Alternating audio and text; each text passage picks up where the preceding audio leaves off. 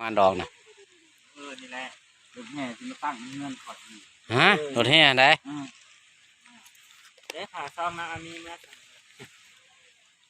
เขาบอกว่าเธอหนึ่งชิ้นน่าเกลียดมันดูขายวันเขาบ้านมาไม่ใส่ซองเดือดร้อนแต่ว่าถ้าจะไปส่งหรือไม่เข้าลบมาจากงานแต่งแล้วก็ไปติดแบบเลิกงานแม่นพอดีมันสิพอดีเขาสิแห่มันสิน่าจะเป็นช่วงบ่ายนะแห่นี่นะแห่ผ้าป่านะจักแล้วก็บ่จักแค่นี้รถแห่ไซรถแห่ไซเอานิ้วเลยเห็นเอานิ้วลงเอาลงเบาะเป็นเอาหลอกแล้วเสร็จรถน่ะจะพูดเขาก็สิเปิดหรือเขาสิเสพให้ไปนอนแต่มื้อนี้ตายละนอนหาถูแล้วก็ไปฝุ่นแล้วก็โค้งพี่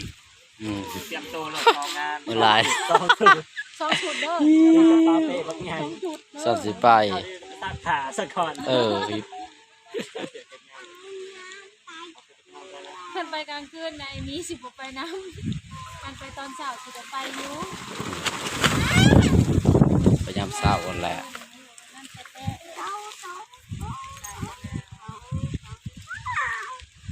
ไปปากสองเลยเดี๋ยวจะทุ่มก่อนไปดูหนังมาเอาหมักโขนจะหายเลยอันละเสียนะกะที่บอกเจ้าขึ้นรถเอาเมื่อเลยถามแล้วเอาเมื่อแล้วก็เราไปงานกับเมื่อโพดอากาศหนาวบ้านเฮาเจ้าปีนี้เจ้าปีเลือกปีลำแท้หนาวบดปีเดือนหาเบิดปีคือกันจบปีฤดูหนาวจังอาบโพดบนหนาวไปที่ป่าลูกไม่ออกงานเขาแห่งส่วนไปมีลาส่วนไปไกลไปหนาติ๊กเนี่ยมีแต่ส่วนไปไกลต่างเต็มเลยไว้ลำไปไกลก็เมื่อยไปจะเป็นเจ็บแอวไปแดนลายบอกใส่แอวลายเขาบุกินเขาเจ้าสิตื่นอันลูกเจ้าแท้จะจ่อยคือกันออกนมแต่วันก็ออกนมอันนั้นแล้วมากินขนมแล้วก็มากินนมก็กินอยู่นมพวกอันออกปีมาดีครับแต่ก็คือนมมันหนักเลยเนาะมันก็หยอกก็แบบนี้ชอบไปจำเจ้านะลูกแม่ซ้อนเราจะอยู่เพื่อนอยู่บนระบาดสิแม่ซ้อนจะไว้เป็นนี่แหละเนาะเลยรับคนนี้มีแต่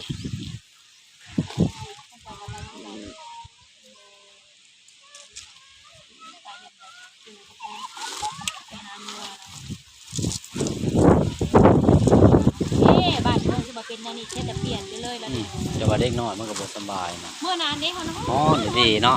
ตื่นมาผัดเป็นน้ำไหมตื่นมาผัดหนาวอย่างเดียวห้องผัดลมหนาวเปลี่ยน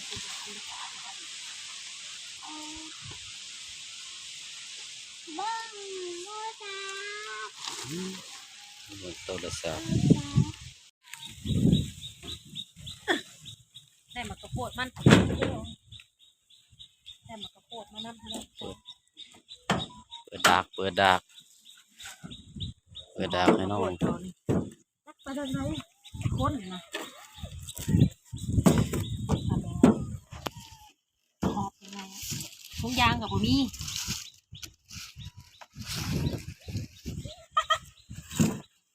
โอ้ยยุ่มเอาหนะเอาดีกว่า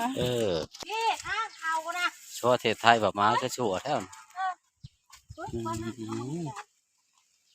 ไปซ้ำยุ่มฮะมาจะไปขับรถแล้วหนูก็ไปสกีดนะมึงไปเอามึงไหนนะใครอยู่บ้านมีซอยหม้อฮัลโหลนี่ใครอยู่แล้วมีใครอยู่บอกเขาไปกินอยู่ห้องน้ำเนาะเขาได้ห้องน้ำใหม่เนี่ยมาใส่เอาบอกกระโพดมาไงสาบปาดโทษของเฮาแล้วก็แต่เฮิงเขายังไม่ได้สาบโอ้คากะลีบาทเลย จะได้มีแห้งโอ้สั่ง ลูกหลานกูไปรีอยู่เทิงบ่เดียว จะเห็นเดี๋ยวจะปาด ค่ะนี่ไม่ท้องคุดให้ได้กว่า เราไปปักชอมือกินแล้วเผา เฮ็ดน้ำข้าวปุ้น ที่ประเทศได้บ่ไปเลย บ่มื้อมื้อนี่คือเริ่มมาเฮ็ดกินเฮ็ดหยังซอยหมู ประเทศไหน ไปใส่ตาคำตันน่ะ ไปบ้าน ก็ไปเนี่ยเนาะ เอาอยู่ใส่ปักช่องเอาอยู่ใส่ ที่บอดที่แบได้ทำอื่นมาแล้ว ที่เจ้าคนที่ไหนบ่ เฮ้ยมีแต่โนมันกัด บ่ ซะ เจ้าคนที่ไหน ยกไปดิ อันนั้นได้ยังเห็นแล้วเดี๋ยวนี้น่ะคุดมีไว้ฮะคุดตรงไหน ก็สิยากอีหยัง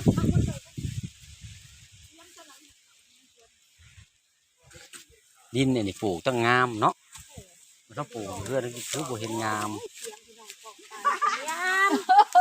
อย่าบอกคำตัน มันไหลลงเลยเนี่ยจะเอาตัวกระเผา บุญเลยก็ปนี่มึงเผาไงมันหอนสุกแต่มัน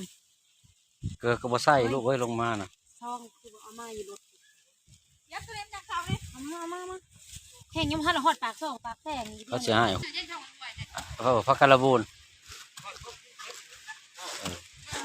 บ่ายได้ ฮะ บ่ายได้ ได้อันนี้นั่นได้โอ้ย อิ่มได้เต้นนะมัน โอ้ น้อยนี่ซื้อ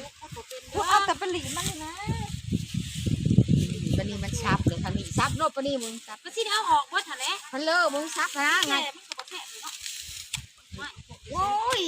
โอ้แซ่บกระชับเอาตักแต่โนมันหัวมันพอบุได้เอา โหคงบ่ใส่อันนั้นกระปุ้น พ่อใส่กับปุ้นเอาบ่ดีอ่อนมันน่ะนี่เอาหัวอ่อน ระวังมันสิถือหัวยาย น่ะ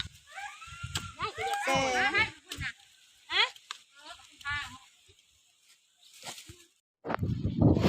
มาบัดนี้เอาเบิด นี่ว่าจะเป็นงาน สาวทมเรามีขาบ่คงกกในเลี้ยงเบิดบ้านตั้งแต่ขั้นตะจาน แต่หมด สอง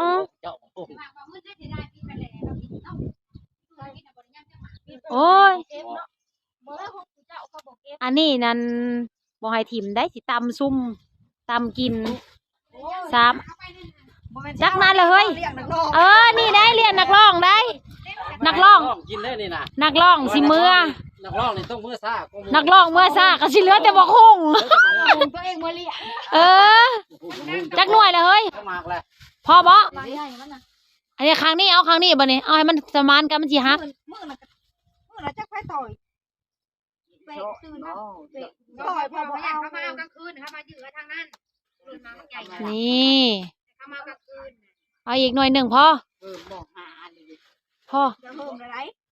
ตัวนั้นพอ ยับหลบอะไรต้องทำท ฮะ พอแล้ว มันสิกินบ่เบิดบัดนี้นะ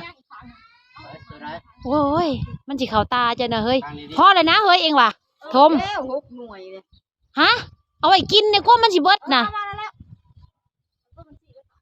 เบิดเนี่ยมันยังเป็นตลอดนะนังเป็น คนก่อนมันดอกมันชอบมันถึงมา มันหนักเป็นคู่ตาใด มาในแห้งก็เป็นคัก เป็นจับเบิดนะใหญ่เบิดอันนั้นน่ะมันบ่ได้ด เวลาคนโทรอยู่ในนี้พอดีมันสูงขึ้นเลยได้ทมเนาะำหาเฮ้ยหกเฮ้ยพอแล้วมันหน่วยใหญ่ เอาไว้เงินชอบกี่บอกแต่บ้านก็มีแต่คอ เออ สิได้ยังค่ะเป็นของเฮานะ ตันหมูกินอยู่แล้ว ไป ร้านก็มึงนี้ โดยเฉพาะเฮาแห่งกินไรกับหมูมาอย่าได้กับหมูกกนี่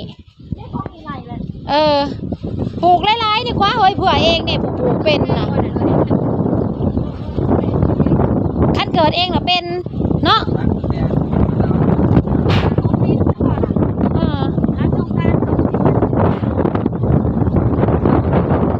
ไปได้แล้วบานี้เฮาสิไปตะปาอาณาต่อห้ามไปนี่มาเอาเงินนำไปนี่ไว้ ยายไว้ หายบ่คำมันซื้อขนมเลยให้เงินไหนคอนซื้อขนม ย้ำมาเฮ้ยอย่างย้ำมาเฮ้ย จะเอาให้ไผเงินน่ะ อ้าวหลักโคตรโทรศัพท์ ฮะสิพากไว้ใช้แม่ใดสิให้แม่ใดเงินน่ะลูกใบยังอันนั้นน่ะบ่พระเจ้าขอว่าจะใบคุ้ยแหล้วเนาะหักเอาอยู่ได้เฮ้ยถือก็เอาหายก็เอาอยู่ได้เดียวนี่ตะกี้แล่นปบได้ตะกี้แล่นปบได้ แม่นหูจักนบหูจักสบายดีแน่ได้ปะใหญ่เลยไปกันเด้อแม่เมื่อก่อนขอบใจได้หลายแม่ป๋าน้อยๆหนึ่งกับแม่ป๋าไปเอาอันนั้นก่อนบาทนี่สิได้หมักเฟืองสิพากันไปหาหมักเฟืองบาทนี่ใช่เฮ้ยยังอยู่เฮ้ยทงยางหนึ่งก็ได้ยำหนังจ้าเอาหมักเฟืองใส่ยำหนังเฮ็ดยังเอาตีหัวลูกตัวเองเอาเคาะไปพร้อมเกิบบ่ใส่ไอเทพนะลูกเกิบไม่ใส่นะลูกแม่ค่อยไปลูกค่อยไปต่อยแม่เฮ้ยไปยัง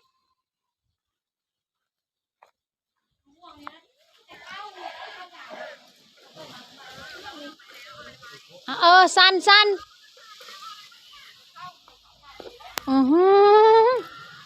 ต้นมันจนห่างพ่อเฮงเฮ้ยเอาทองยางเก็บนะแม่พี่นี่นัวใส่นี่น้ำคอยพี่หมักเฟืองพี่น้องเขาพากันมาต่อยเอาหมักเฟืองไปใส่ยำหนังก่อนบัดนี้